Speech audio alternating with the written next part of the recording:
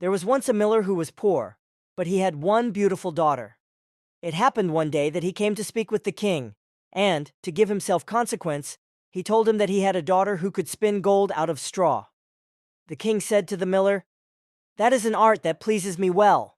If thy daughter is as clever as you say, bring her to my castle tomorrow, that I may put her to the proof."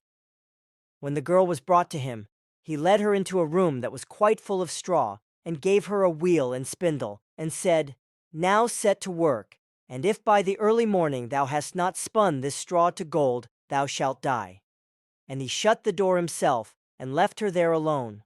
And so the poor miller's daughter was left there sitting, and could not think what to do for her life.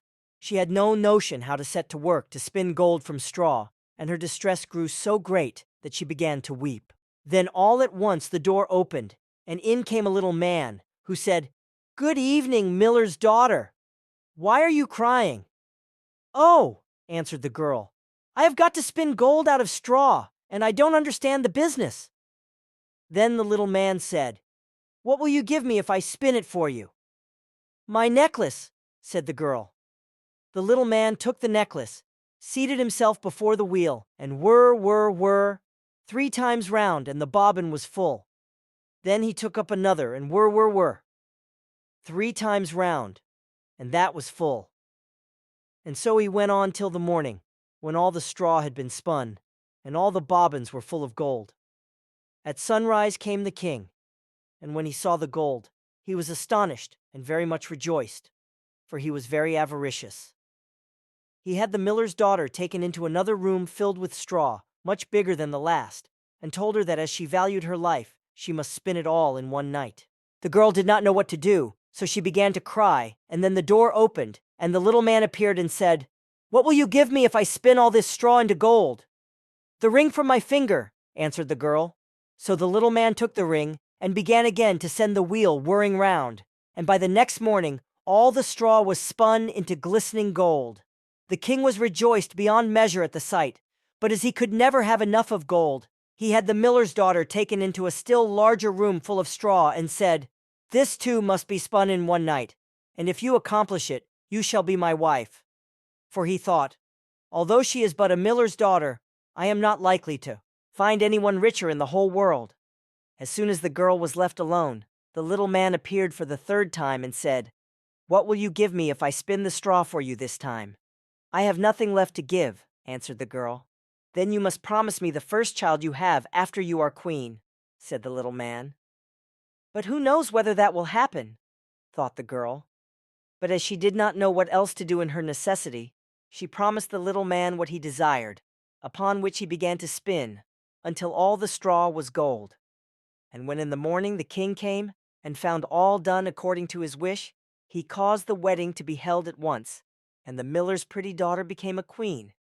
In a year's time she brought a fine child into the world, and thought no more of the little man. But one day he came suddenly into her room, and said, "Now give me what you promised me." The queen was terrified greatly, and offered the little man all the riches of the kingdom if he would only leave the child.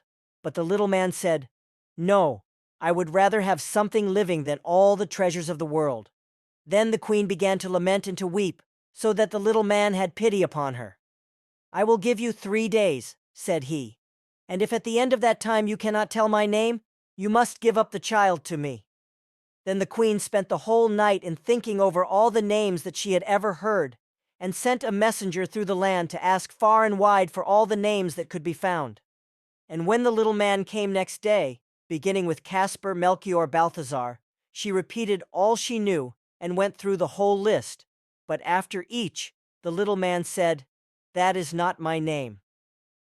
The 2nd day, the queen sent to inquire of all the neighbors what the servants were called, and told the little man all the most unusual and singular names, saying, "Perhaps you are called roast ribs, or sheepshanks, or spindleshanks."